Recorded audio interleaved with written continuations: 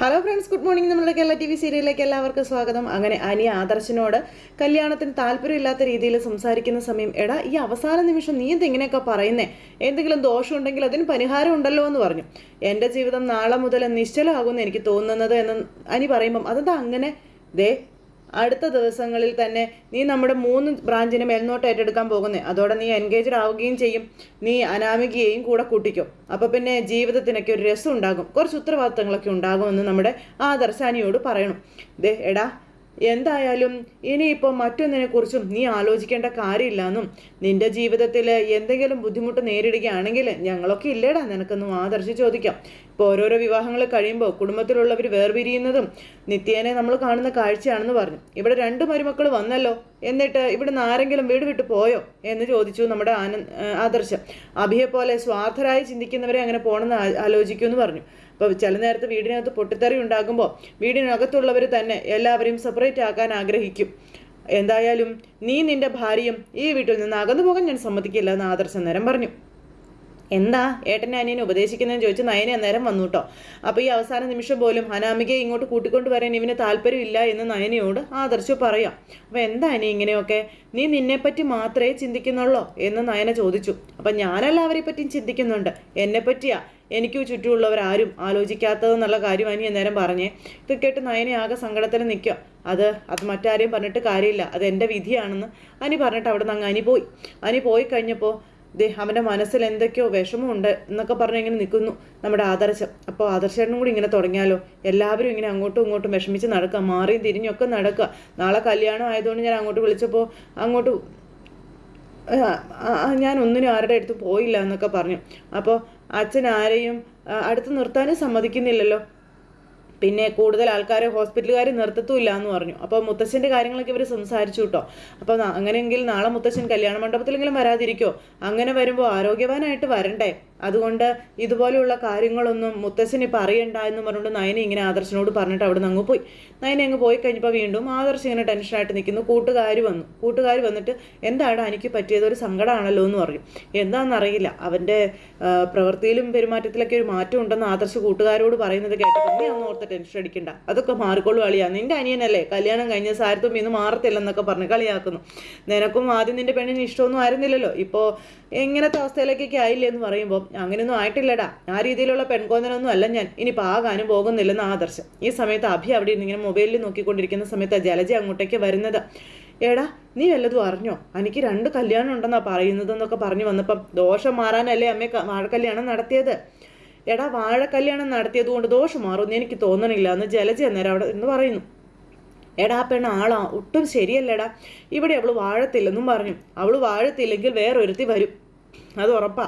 അവന് 2 കല്യാണം അല്ലേ പറഞ്ഞിരിക്കുന്നതെന്ന് അഭി ജലജയോട് ചോദിച്ചു. അത് മുടക്കാൻ ഇപ്പം എന്താണ് ഒരു മാർഗം എന്ന് ചോദിച്ചേ. ഇപ്പം അതിനെപ്പറ്റി ഒന്ന് സംസാരിക്കാനുള്ള ഒരു സമയം എനിക്കില്ല അമ്മേ. ആ നിർമ്മൽ ഇടയ്ക്കിടയ്ക്ക് എന്നെ വിളിക്കുന്നുണ്ട്, അവൻ 10 ലക്ഷം രൂപ എന്നോട് ആവശ്യപ്പെടുന്നെന്ന് പറഞ്ഞപ്പം ഉണ്ടല്ലോ ഒരുപാട് കൊടുക്കാൻ പറഞ്ഞു മകനോട് നമ്മുടെ അമ്മ. അപ്പോൾ വെറും ഒരു ശമ്പളക്കാരനായി ഞാൻ എവിടെ നിന്ന് എടുത്ത് വെച്ച് കൊടുക്കാനാണെന്ന് അഭി ചോദിച്ചു. നമ്മുടെ ഇതിൻ്റെ പൈസയൊന്നും ട്രസ്റ്റിൻ്റെ പൈസ ഒന്നും എനിക്ക് എടുക്കാൻ പറ്റുന്നില്ലല്ലോ എന്ന് പറഞ്ഞു. ഇക്കണക്കിന് പോവുകയാണെങ്കിലേ നമ്മൾ ഈ വീട്ടിൽ നിന്ന് പുറത്താകുന്നുള്ള കാര്യം ഉറപ്പാണെന്ന് ജലജ പറഞ്ഞു. അപ്പോൾ പുറത്താക്കുന്നെങ്കിൽ പുറത്താക്കട്ടെ, ഇതിലും ഭേദം അതാണെന്ന് അഭി. നമ്മുടെ ഭാഗത്ത് നിന്നിട്ട് നമ്മുടെ ഭാഗം നിന്നിട്ട് നമ്മളെ പിരിച്ചുവിടട്ടെ എന്ന് പറഞ്ഞു. അപ്പം അങ്ങനെ തരുമെന്ന് കരുതണ്ട, ഏതെങ്കിലും ഒരു സമയത്ത് ഭാഗം വെപ്പ് നടത്തുമ്പോൾ ആദർശിന് മനസ്സലിവുണ്ടെങ്കിൽ എന്തെങ്കിലും തന്നെന്ന് വരും, അത്രയ്ക്കൊക്കെ പ്രതീക്ഷിച്ചാൽ മതി നമ്മ മോനോട് പറഞ്ഞു കൊടുക്കുന്നു. ഇത് കേട്ട് കഴിഞ്ഞപ്പോൾ അഭിക്ക് വീണ്ടും ടെൻഷനായി. എടാ കല്യാണം നടക്കാൻ പോകുന്ന സമയത്ത് നിന്റെ മുത്തശ്ശൻ ആശുപത്രിയിലാണ്, അത് തന്നെ കാണിക്കുന്നത് ഈ കല്യാണം നടക്കരുത് എന്നുള്ളതല്ലേന്ന് ജലജ പറയുമ്പം ആരോട് പറയാനാമേ, അവന് 2 കല്യാണം ഉണ്ടെന്ന് പറയുമ്പോൾ വാഴക്കല്യാണം നടത്തി ദോഷം തീർത്ത ഒരു മുത്തശ്ശിയാണ് എൻ്റെ മുത്തശ്ശി. അതുപോലെ ജാനകി മാമിയാണെങ്കിൽ ഈ ബന്ധം നടത്തിയേ മതിയാവൂന്നും പറഞ്ഞുകൊണ്ട് നടക്കുക, പിന്നെന്ത് ചെയ്യുമെന്ന് ചോദിച്ചു അഭി. അപ്പം അത് നീ പറഞ്ഞത് ശരിയാ, കാരണം പെങ്കൊച്ചിൻ്റെ സ്വത്ത് കണ്ട് കണ്ണ് തള്ളിയതാണെന്ന് പറഞ്ഞു. അപ്പോൾ ഈ പറയുന്ന സ്വത്തൊക്കെ അവൾ കൊണ്ടോ അമ്മയെന്ന് അഭി ചോദിച്ചപ്പം ആർക്കറിയാം, ഇവിടെയുള്ളതൊന്നും പിന്നെ ചോദിക്കത്തില്ലല്ലോ, അതുകൊണ്ടാണല്ലോ 2 വളഞ്ഞ വഴിയിലൂടെ കയറി വന്നത്. അപ്പോൾ എൻ്റെ ബലമായ സംശയം ഇനി കല്യാണത്തിനിടയിൽ അങ്ങനെ അവൻ കയറി വരുമെന്ന് ആ നിർമ്മൽ എന്നൊക്കെ അഭി ചോദിക്കുമ്പം അങ്ങനെ വരുവോടാന്ന് ചോദിച്ചു. ഒന്നും പറയാൻ പറ്റത്തില്ല അമ്മേ എന്നും പറഞ്ഞുകൊണ്ട് ഇങ്ങനെ പറയുക. അമ്മയോട് മോനും. അവൻ ചോദിച്ച പൈസ കിട്ടിയില്ലെങ്കിൽ എന്തും ചെയ്യുമെന്ന് പറഞ്ഞു. അപ്പോൾ എന്ന് വെച്ചാൽ പുതിയ മരുമകൾ കയറി വരുമ്പോൾ നമ്മൾ പടിയിറങ്ങി പോകേണ്ടി വരുമോടാന്ന് ചോദിച്ചു. നമ്മൾ പടിയിറങ്ങേണ്ടി വരുമോയെന്നൊന്നും എനിക്കറിയില്ല, പക്ഷേ എനിക്ക് അങ്ങനെ ഒരു വിധി ഉണ്ടാകും എന്നുള്ള കാര്യം അഭി പറഞ്ഞു. അത് പറഞ്ഞ് അഭി അങ്ങ് പോയി. ജലജ ഇങ്ങനെ അതിനെപ്പറ്റി ആലോചിച്ച് ആകെ തല പുകഞ്ഞ് അവിടെ നിൽക്കുന്നു. ഇതെല്ലാം കഴിഞ്ഞതിന് ശേഷം പിന്നെ ആ പലിശക്കാരൻ ചേട്ടൻ കൂടെയുള്ള ഗുണ്ടകളോട് നാളെയാണ് വേണുവിൻ്റെ മോളുടെ കല്യാണം, ഇനി ചെയ്യാനുള്ളത് കല്യാണ മണ്ഡപത്തിൽ വെച്ച് ചെയ്യണമെന്നുള്ള കാര്യം പറഞ്ഞു.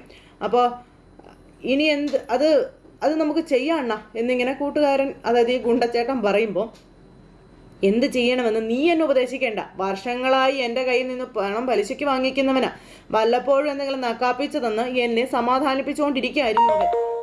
അവൻ്റെ വീട് പണയപ്പെടുത്തിയിട്ടാ കുറച്ച് പൈസ അവൻ എനിക്ക് തന്നത്, അത് 1-2 വർഷം മുൻപ്. പിന്നെ ആ ലോൺ അടയ്ക്കാൻ വേണ്ടി അവൻ എൻ്റെ കയ്യിൽ നിന്ന് തന്നെ പൈസ വാങ്ങിച്ചു. എല്ലാം കൂടി കുമിഞ്ഞുകൂടി. ഇനിയിപ്പോൾ കല്യാണ മണ്ഡപത്തിൽ പോയി അവൻ്റെ മകളുടെ കഴുത്തിൽ കിടക്കുന്ന ആഭരണങ്ങൾ വലിച്ചു പൊട്ടിച്ചോണ്ട് വരാനും ഞാൻ മടിക്കില്ല എന്നൊക്കെ പറഞ്ഞു. അനന്തമൂർത്തിയുടെ കൊച്ചുമോനാണ് അവളെ കല്യാണം കഴിക്കാൻ പോകുന്നത്. അപ്പം ആരുടെ കൊച്ചുമോനാണെങ്കിലും എനിക്കെന്താടാ, ഞാൻ ചെയ്യാനുള്ളത് ചെയ്യുമെന്ന് ഇയാൾ തർപ്പിച്ചു പറയണു. പിന്നെ ആ അനന്തമൂർത്തി എന്ന് പറയുന്ന ആള് ആ വേണുവിനെ പോലെ ചെറ്റയല്ല. അയാൾക്ക് കാര്യം പറഞ്ഞാൽ മനസ്സിലാകും. കല്യാണ മണ്ഡപത്തിൽ പെണ്ണും ചെറുക്കനും നിൽക്കുമ്പോൾ വേണുവിനെയും ഭാര്യയെയും മോളെയും നാണം കെടുത്തണം. അപ്പോൾ അനന്തമൂർത്തി തന്നെ ഇതിനൊരു പരിഹാരം കാണിച്ച് തന്നോളൂ എന്ന് പറഞ്ഞു. അത്രത്തോളമൊക്കെ വേണോ അണ്ണാന്ന് ഗുണ്ടകൾ ചോദിച്ചപ്പം, എന്തായാലും നാളെ നമ്മളവിടെ ചെല്ലുമ്പോൾ വേണുവിൻ്റെ മുട്ട് വിറയ്ക്കും എന്നുള്ള കാര്യം ഉറപ്പാണെന്നും പറഞ്ഞ് ഇയാൾ പറയാട്ടോ. ഞാൻ എന്തായാലും അയാളെ വെറുതെ വിടാനൊന്നും പോണില്ല എന്നും പറഞ്ഞു. ഇന്ന് രാത്രി കൂടി അവനും ഭാര്യയും മകളും കൂടിയൊക്കെ ഒന്ന് സ്വസ്ഥമായിട്ട് ഉറങ്ങിക്കോട്ടെ, മിക്കവാറും നാളെ മുതൽ അവർക്ക് ഉറക്കമില്ലാത്ത രാത്രികളായിരിക്കും എന്നും പറഞ്ഞുകൊണ്ട് ഇദ്ദേഹം ഇങ്ങനെ പറയുന്നു. എന്നിട്ട് അവരിവിടെ പ്ലാൻ ചെയ്തുകൊണ്ട് നിൽക്കുന്നു. ഇത് കഴിഞ്ഞതിന് ശേഷം പിന്നെ കാണിക്കും നമ്മുടെ നന്ദു ഇങ്ങനെ ഒരു സ്ഥലത്ത് മാറി ഇരിക്കുമ്പോൾ അങ്ങോട്ടേക്ക് അനി ചെന്നപ്പം അനി എന്താ ഇവിടെയെന്ന് ചോദിച്ചു നന്ദു. അല്ല, ഞാൻ അടുത്തേക്ക് വരുമ്പോൾ നീ എന്തിനാ നന്ദു ഇങ്ങനെ പേടിക്കുന്നേ എന്ന് ചോദിക്കുന്നു അനി നന്ദുവിനോട്. എൻ്റെ അടുത്തേക്ക് വരരുത് എന്ന് പറഞ്ഞുകൊണ്ട് നമ്മുടെ നന്ദു ഇങ്ങനെ അനിയോട് പറയുക. അപ്പോൾ അനി അത് കേട്ടപ്പോൾ എന്താ നന്ദു പറ്റിയെന്ന് ചോദിച്ചു. ഇന്നത്തെ ദിവസം ഞാൻ വരണ്ടാന്ന് കരുതിയതാ, പിന്നെ അച്ഛൻ നിർബന്ധിച്ചതുകൊണ്ട് മാത്രം ഞാൻ വന്നതെന്നും നന്ദു പറയുമ്പോൾ, എടോ താനിങ്ങനെ അകന്നു മാറി നടക്കുന്നുവെന്ന് അനി നന്ദുവിനോട് ചോദിക്കുന്നു. അപ്പോൾ അതൊക്കെ കേട്ട് നന്ദു ഇങ്ങനെ ആകെ ധർമ്മസങ്കടത്തിൽ നിൽക്കും. അപ്പോൾ അതിന് മാത്രം എന്ത് തെറ്റാണ് ഞാൻ ചെയ്തതെന്ന് അനി ചോദിച്ചപ്പോൾ, നമ്മൾ രണ്ടുപേരും തെറ്റൊന്നും ചെയ്തിട്ടില്ല അനി, പക്ഷേ അനിയുടെ മനസ്സിൽ ഇടയ്ക്ക് ചില തെറ്റിദ്ധാരണകളൊക്കെ ഉണ്ടായി എന്നുള്ളത് ശരി തന്നെയാണ്. അതാ ഇപ്പോൾ എല്ലാ കുഴപ്പത്തിനും കാരണമായതെന്ന് നന്ദു അനിയോട് പറയുക. പിന്നെ എൻ്റെ സൗഹൃദം എപ്പോഴാണോ അനി തെറ്റിദ്ധരിച്ചത് അവിടെ എനിക്ക് പിഴച്ചതെന്നുള്ള കാര്യം നമ്മുടെ നന്ദു പറഞ്ഞപ്പോൾ, ആയിക്കോട്ടെ, നാളെ എൻ്റെ ഭാര്യയായിട്ട് അനാമിക്ക് ഇങ്ങോട്ടേക്ക് വരികയാണ്, അതിനുശേഷം ഈ സൗഹൃദം തുടരാൻ പറ്റുമെന്ന് പോലും എനിക്ക് സംശയമാണ് നന്ദു. അത് സംശയമല്ല, പിന്നെ സൗഹൃദം തുടരാൻ പാടില്ല എന്ന് നന്ദു പറഞ്ഞു. അത്രയ്ക്ക് സംശയമുണ്ട് അനാമികയ്ക്ക്. എടോ, അങ്ങനെ ഒരുത്തി ഞാനെന്തിനാണോ ഭാര്യയാക്കുന്നതെന്ന് അനി അന്നേരം നന്ദുവിനോട് ചോദിക്കാം. ദേ, നമ്മൾ കാര്യങ്ങൾ ചിന്തിക്കുന്നത് പോലെയൊന്നും അല്ല അനി നമ്മുടെ ജീവിതം മുന്നോട്ട് പോകുന്നതും കൊണ്ടുപോകുന്നതും. അതൊക്കെ ആയിട്ട് അഡ്ജസ്റ്റ്മെൻറ്റ് ചെയ്യണം എന്നൊക്കെ പറഞ്ഞുകൊണ്ട് നന്ദു ഇങ്ങനെ പറയുമ്പം, ഇതൊന്നും പറയാനല്ല നന്ദു ഞാനിപ്പോൾ ഇങ്ങ് വന്നത്, ഞാനിപ്പോൾ വന്നതൊരു പ്രധാനപ്പെട്ട കാര്യം പറയാനാണെന്ന് പറഞ്ഞു. അത് പിന്നെ എനിക്കൊരാഗ്രഹമുണ്ട് എന്ന് പറഞ്ഞു. എന്താണെന്ന് ചോദിച്ചപ്പം, അത് പിന്നെ ഞാൻ നന്ദുവിന് ഒരു സാരി തന്നായിരുന്നല്ലോ, നാളെ അത് ഉടുത്തുകൊണ്ട് വേണം കല്യാണത്തിന് വരാനെന്ന് ഇങ്ങനെ പറഞ്ഞപ്പം ഞാനങ്ങനെ സാരി ഒന്നും ചുറ്റിയിട്ടില്ല എന്ന് പറഞ്ഞു. അപ്പോഴത്തേക്കും എന്തേ അങ്ങോട്ടേക്ക് ജാനകി വരും ഇവരുടെ സംസാരം കണ്ടുകൊണ്ട്. കല്യാണം പോലുള്ള ഫംഗ്ഷന് പെൺകുട്ടികൾ സാരി ഉടുക്കുന്നതാണ് കൂടുതൽ ഭംഗിയെന്നും പറഞ്ഞുകൊണ്ട് ഇങ്ങനെ നമ്മുടെ അനി പറയുന്നു. ഇതൊക്കെ ജാനകി കേൾക്കുക. പിന്നെ നന്ദുവിനെ അങ്ങനെ കാണാനും എനിക്കൊരാഗ്രഹമുണ്ട് എന്നൊക്കെ ഇങ്ങനെ പറയുന്നു കേട്ടോ. പിന്നെ എന്താ അതെങ്കിലും ഒന്ന് സാധിച്ചു തരാൻ പറ്റുമോ എന്നൊക്കെ ഇങ്ങനെ ചോദിച്ചപ്പോൾ നമ്മുടെ നന്ദു ഇങ്ങനെ ആകെ ധർമ്മസങ്കടത്തിൽ നിൽക്കുക. ജാനകിക്ക് ദേഷ്യം വരാൻ തുടങ്ങി. ഞാൻ വളരെ ആഗ്രഹിച്ചാണ് ആ സാരി വാങ്ങിച്ചത്, അതുകൊണ്ടാണ് ഇങ്ങനെ പറയുന്നത് എന്നൊക്കെ പറഞ്ഞു. അപ്പോൾ എന്തായാലും ഇനി അങ്ങോട്ട് ഞാൻ നന്ദുവിൻ്റെ ജീവിതത്തിൽ ഒരു ശല്യത്തിനും വരില്ലല്ലോ എന്നൊക്കെ പറഞ്ഞുകൊണ്ടാണ് ഇങ്ങനെ പറഞ്ഞു. അപ്പോൾ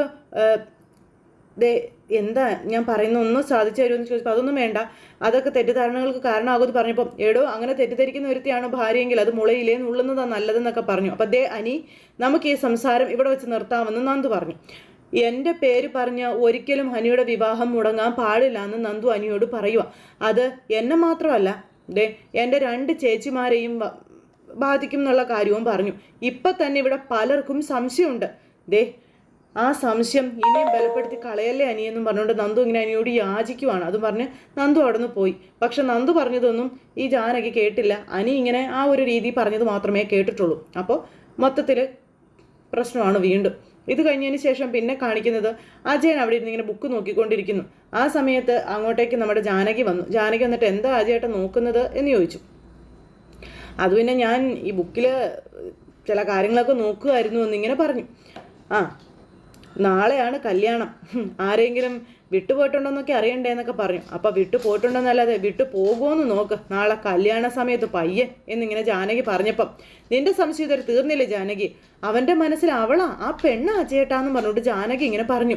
ഞാനത് ഏട്ടത്തിയോടും ജലജയോടും പറഞ്ഞിട്ടില്ല എന്നും ജാനകി പറഞ്ഞു കഴിഞ്ഞാൽ പിന്നെ ഇവിടെ വലിയ വഴക്ക് നടക്കുമെന്ന് പറഞ്ഞപ്പോൾ ആ വഴക്കെ ഒഴിവാക്കുകയാണ് വേണ്ടതെന്ന് ജാനകിയോട് ഭർത്താവ് പറഞ്ഞു. എന്തിനാ അനാവശ്യ കാര്യങ്ങൾ ഇങ്ങനെ എല്ലാവരോടും പറഞ്ഞ് വെറുതെ ചീപ്പാകുന്നത്? ഒന്നാമത് അനാമികയാണ് ഈ വീട്ടിലെ യഥാർത്ഥ മരുമകളെന്ന് പറഞ്ഞുകൊണ്ടിരിക്കുന്ന ആളാണ് ഏട്ടത്തി. അതിൻ്റെ കൂടെ ഇനി ഇതും കൂടി ആയാലേ ആ പറച്ചിലിന് ശക്തി കൂടത്തേ ഉള്ളൂ എന്ന് പറഞ്ഞു. അപ്പം അതൊക്കെ അവളുമാർക്ക് പിടിക്കാത്തത്. കനകയും അവളുടെ 2 മക്കളും കൂടി മൂന്നാമത്തവളെയും ഇങ്ങോട്ട് കൈപിടിച്ച് കയറ്റാൻ ആഗ്രഹിക്കുന്നത് അതുകൊണ്ടാണെന്നൊക്കെ പറഞ്ഞു. പിന്നെ എല്ലാവർക്കും അങ്ങ് പോകാമല്ലോ, അടിയുമില്ല ഇടിയില്ല വഴക്കുമില്ലാതെ. ആരങ്ങനെയൊക്കെ ചിന്തിച്ചാലും നയനമോൾ അങ്ങനെ ചിന്തിക്കുമെന്ന് എനിക്ക് തോന്നുന്നില്ല എന്ന് പറഞ്ഞു അജയേട്ടാ, ഞാനും അങ്ങനെയൊക്കെയാണ് കരുതിയത്. പക്ഷെ അവളും കള്ളിയാ, പേരും കള്ളി. അവളുടെ അമ്മയെക്കാളും വിഷമുണ്ട് അവളുടെ മനസ്സിലെന്ന് പറയുമ്പം നീ അങ്ങനെയൊന്നും പറയരുതെന്ന് പറഞ്ഞു അജയൻ ജാനകിയോട്. ആ വീട്ടിൽ നയനയും അവളുടെ അച്ഛനും പോസിറ്റീവായിട്ട് ചിന്തിക്കുന്നവരാണെന്ന് പറഞ്ഞപ്പോൾ അങ്ങനെ ചിന്തിക്കുന്നുണ്ടെന്ന് നമ്മൾ വരുത്തി തീർക്കുന്ന അജയേട്ടാന്ന് പറയുമ്പോൾ അല്ലാതെ അവളുടെ മനസ്സിൽ ഒരു നന്മയും ഇല്ലെന്ന് പറഞ്ഞു ജാനകി. എന്തായാലും നാളെ അനാമിക മോൾ ഈ വീട്ടിൽ മരുമകളായി വരും, അതിനുശേഷം പിന്നെ കുഴപ്പമൊന്നും ഉണ്ടാവില്ലല്ലോ. അപ്പം അത് കഴിഞ്ഞാൽ കുഴപ്പം എന്ന് ജാനകി. പാവപ്പെട്ട എൻ്റെ മരുമകളെ ഇവളുമാരെല്ലാവരും കൂടെ ചേർന്ന് ചവിട്ടി മെതിക്കലെന്ന് ആര് കണ്ടു? എടോ, ഈ വീട്ടിലെ കാര്യങ്ങളെല്ലാം നീയും കാണുന്നതല്ലേ. നവ്യയും നയനിയും മരുമക്കളായി വന്നതിന് ശേഷം അവർക്ക് ഈ വീട് ഭരിക്കാൻ പറ്റുമോ? അന്ന് സത്യം പറഞ്ഞാൽ നയനയ്ക്ക് ഒരു കൂട്ടെന്ന് പറയുന്നത് നീയായിരുന്നു. ഇനിയിപ്പോൾ അവൾക്ക് അതുമില്ല. പിന്നെ നിങ്ങൾ 3 അമ്മായിമ്മമാരും കൂടെ ചേർന്ന് ഒന്നിച്ച് നിന്ന് കഴിഞ്ഞാലേ നിന്റെ മരുമകൾക്ക് എന്ത് സംഭവിക്കുന്നത് നീ പറയുന്നത് എന്ന് ചോദിക്കുവാണ് അജയൻ. പിന്നെ നിങ്ങളെല്ലാവരും ചേർന്ന് ആ പാവപ്പെട്ട കൊച്ചിനെ ചവിട്ടി കൂട്ടാതിരുന്നാൽ മതിയെന്ന് പറഞ്ഞു. അതെ, നയനയുടെ കാര്യം തന്നെയാണ് ഞാൻ ഈ പറഞ്ഞതെന്നും പറഞ്ഞുകൊണ്ട് അജയൻ പറയാം. നവ്യയ്ക്ക് അവളുടെ കാര്യങ്ങൾ നോക്കാൻ തൻ്റെ ഇടമുണ്ട്. നയനയാണ് ഇവിടെ കിടന്ന് ശ്വാസം മുട്ടാൻ പോകുന്നത്. ശ്വാസം മുട്ടുന്നെങ്കിൽ അവൾ ശ്വാസം മുട്ടിക്കോട്ടെ. ഇനി എന്തായാലും അവളെ ഞാൻ സപ്പോർട്ട് ചെയ്യില്ല എന്നും പറഞ്ഞുകൊണ്ട് ജാനകി പറഞ്ഞിട്ട് അവിടെ നിന്ന് പോയി. അജയൻ ആകെ ധർമ്മസങ്കടത്തിലായിട്ട് അവിടെ നിൽക്കുവാണ്. ഇത് കഴിഞ്ഞതിന് ശേഷം പിന്നീട് അവിടെ അനാമിക ഭക്ഷണം കഴിക്കാനിരിക്കുന്നവർക്ക് ആലോചനയും കാര്യങ്ങളുമായിട്ട് ഇരിക്കുക. അപ്പം മോളെന്താ ഭക്ഷണം കഴിക്കാത്തതെന്ന് ചോദിച്ചു. സ്വപ്നങ്ങൾ കാണാൻ തുടങ്ങിയിട്ടേ നാള് കുറേ ആയല്ലോ, നാളെ അത് സഫലാവുകയല്ലേ എന്ന് അമ്മ അന്നേരം അവിടെ എന്ന് പറഞ്ഞു. അങ്ങനെ പറഞ്ഞപ്പോൾ മോളെ പറഞ്ഞതൊക്കെ നിനക്ക് ഓർമ്മയുണ്ടല്ലോ അല്ലേ? നിന്റെ ആവശ്യത്തിനുള്ള സ്വർണം വെച്ചിട്ട് ബാക്കിയുള്ളതൊക്കെ ഇങ്ങോട്ടേക്ക് തന്നേക്കണമെന്ന് അച്ഛൻ പറയുന്നു. എത്രയും പെട്ടെന്ന് ഉപേന്ദ്രൻ്റെ കടം വീട്ടുകയാണ് വേണ്ടതെന്ന് പറഞ്ഞപ്പോൾ കല്യാണം ഒന്ന് കഴിയട്ടെ അച്ഛൻ്റെ ആഗ്രഹങ്ങളൊക്കെ ഞാൻ സാധിച്ചു തന്നിരിക്കുമെന്ന് മകൾ പറയുന്നു. അല്ല, അവർ സ്വർണ്ണക്കടക്കാരാ, അപ്പം സ്വർണ്ണമൊക്കെ എടുത്ത് ലോക്കറിൽ വെക്കുന്നതിനേക്കാൾ നല്ലത് ജ്വല്ലറി വെക്കുന്നതായിരിക്കും എന്ന് പറഞ്ഞു. അവരുടെ കടയിൽ നിന്നാണല്ലോ വാങ്ങിയതെന്നൊക്കെ പറഞ്ഞപ്പോൾ എൻ്റെ രേവതിയും മണ്ടത്തരം പറയാതിരിക്കുക. മരുമക്കളുടെ സ്വർണ്ണമൊന്നും അവർ കൊണ്ടുപോയി ജ്വല്ലറിയിൽ വെക്കില്ല, അവർക്കതിൻ്റെ യാതൊരു ആവശ്യവും ഇല്ല. അനിയുടെ കവിത ഇഷ്ടപ്പെട്ടിട്ടാ ഞാൻ അനിയെ പരിചയപ്പെട്ടതെന്ന് പറഞ്ഞുകൊണ്ട് പറയുന്നു അനാമിക. അവൻ അനന്തപുരിയിലെ പയ്യനാണെന്ന് അറിഞ്ഞപ്പോൾ അവനെ സ്നേഹിക്കണമെന്ന് പറഞ്ഞത് അച്ഛനാണെന്ന് പറഞ്ഞു. അപ്പോൾ മോളെ, നമുക്ക് സ്വപ്നം പോലും കാണാൻ പറ്റാത്തൊരു ബന്ധമാണിതെന്നുള്ള കാര്യം പറയുന്നു. ഈ വീട് പോലും ഇപ്പം കടത്തില്ല, ലോണൊക്കെ മൊത്തത്തിൽ മുടങ്ങിക്കിടക്കുക. പിന്നെ ഏത് സമയത്താ ജപ്തിയാകുന്നതെന്നൊന്നും പറയാൻ പറ്റില്ല എന്നൊക്കെ അച്ഛൻ മോളോട് പറയണം. അങ്ങനെയുള്ളപ്പോൾ അനന്തപുരിക്കാരുമായിട്ടുള്ള ഒരു ബന്ധം ഉണ്ടായാൽ അവരുടെ മരുമോളുടെ കുടുംബം കടക്കണിയിലാണെന്ന് നാട്ടുകാരറിയുന്നതേ അവർക്ക് നാണക്കേടല്ലേ എന്ന് അച്ഛൻ മോളോട് ചോദിക്കണം. അപ്പോൾ അവർ തന്നെ നമ്മുടെ ബാധ്യതകളൊക്കെ അങ്ങ് കയറി തീർത്തോളും. പിന്നെ തുടക്കത്തിൽ തന്നെ അവരോടൊന്നും പറയാത്തതാണ് നല്ലതെന്ന് പറഞ്ഞാൽ അച്ഛൻ മോൾക്ക് ഉപദേശങ്ങൾ കൊടുക്കും. അപ്പോൾ സ്വന്തമായി കിടപ്പാടം പോലും ഇല്ലാത്തവരാണ് ഇവരെന്നുള്ള ആ ഒരു സത്യമൊക്കെയാണ് വന്നുകൊണ്ടിരിക്കുന്നത്. പിന്നെ വിരുന്നിനൊക്കെ വരുമ്പോൾ മോളൊരു 19 പവനെങ്കിലും ഇങ്ങോട്ടേക്ക് കൊണ്ടുവരണം. അങ്ങനെയാണെങ്കിൽ തൽക്കാലാശ്വാസത്തിന് പിടിച്ചു നിൽക്കാൻ പറ്റുമെന്ന് അച്ഛൻ പറഞ്ഞു കൊടുക്കുന്നു. 80 പവൻ എന്നൊക്കെ പറയുമ്പോൾ 1/2 കോടിയിലധികം വരും. അത് വെച്ച് ഉപേന്ദ്രനെയും മറ്റുള്ളവരെയും തൽക്കാലം പറഞ്ഞു നിർത്താം. അത് കഴിഞ്ഞൊരു 5-6 മാസത്തിനുള്ളിൽ ബാക്കി കാര്യങ്ങൾ നമുക്ക് നോക്കാമെന്ന് പറഞ്ഞു. അനന്തപുരിയിൽ കയറി കഴിഞ്ഞാൽ പിന്നെ എങ്ങനെ അവിടെയുള്ളവരെ ഹാൻഡിൽ ചെയ്യണമെന്ന് എനിക്ക് അറിയാമെന്ന് അനാമിക പറയണം. എനിക്ക് എന്നെ ഒട്ടും ഇഷ്ടമല്ലായിരുന്നു കല്യാണം കഴിക്കാനായിട്ട്. എന്നിട്ട് നാളെ ഞങ്ങളുടെ താലികെട്ട് നടക്കാൻ പോവല്ലേ, അതിലേക്ക് കാര്യങ്ങൾ കൊണ്ടുവന്ന് എത്തിക്കാൻ പറ്റിയിട്ടുണ്ടെങ്കിൽ ബാക്കിയൊക്കെ നിസ്സാരമാണ് അച്ഛാന്ന് പറഞ്ഞു. അപ്പോൾ എനിക്കതൊക്കെ അറിയാം മോളെ, നീ ഇതൊക്കെ വളരെ ഈസി ആയിട്ട് തന്നെ കൈകാര്യം ചെയ്യുമെന്ന് എനിക്ക് 100% ഉറപ്പാണെന്ന് അച്ഛൻ. പിന്നെ അമിത ആവേശമൊന്നും മോള് കാണിക്കാൻ നിൽക്കരുത് കേട്ടോ. അവിടുത്തെ ചിട്ടവട്ടങ്ങളൊക്കെ ഒരാഴ്ചക്കുള്ളിൽ പഠിക്കണം എന്നുള്ള കാര്യം പറഞ്ഞു.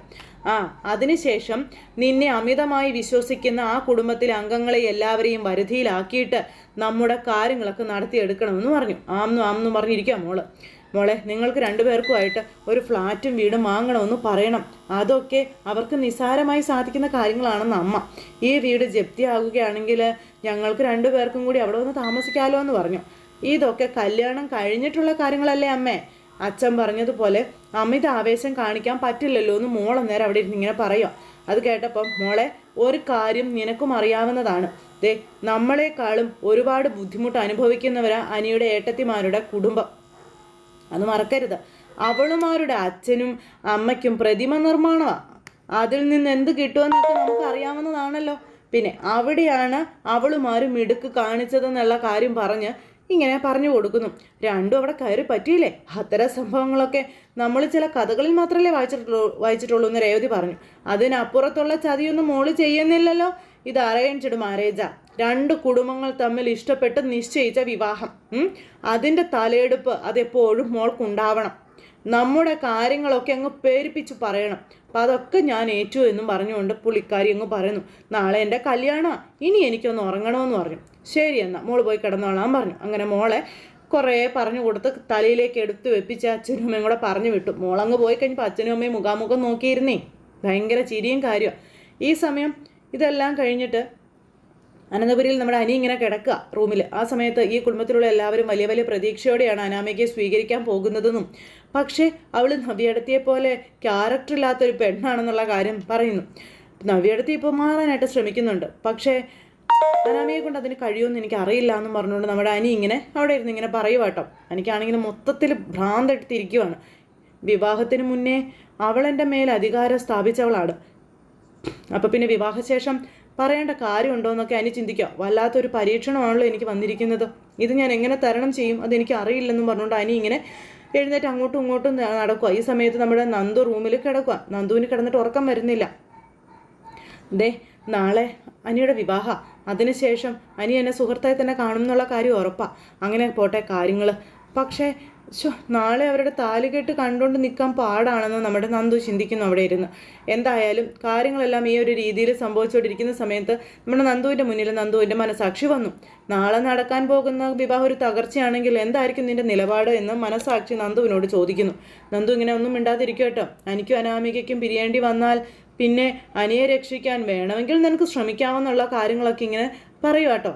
പക്ഷേ അപ്പോൾ അനിയൊരു രണ്ടാം കെട്ടുകാരനാണെന്നുള്ള കാര്യം നിനക്ക് ഓർമ്മ വേണമെന്നുള്ള കാര്യമൊക്കെ പറയുന്നു. അതൊക്കെ കേട്ട് നമ്മുടെ നന്ദുവിനോട് പറഞ്ഞിട്ട് മനസാക്ഷി അങ്ങ് പോയി. നന്ദു ഇങ്ങനെ തല പുകഞ്ഞ് അവിടെ ഇരിക്കുന്നിടത്ത് ഇന്നത്തെ കഥ അവസാനിച്ചു. അപ്പോൾ എല്ലാവരും കാത്തിരുന്ന് കാണില്ലേ? എല്ലാവർക്കും നല്ലൊരു ദിവസം ആശംസിക്കുകയാണെങ്കിൽ നന്ദി.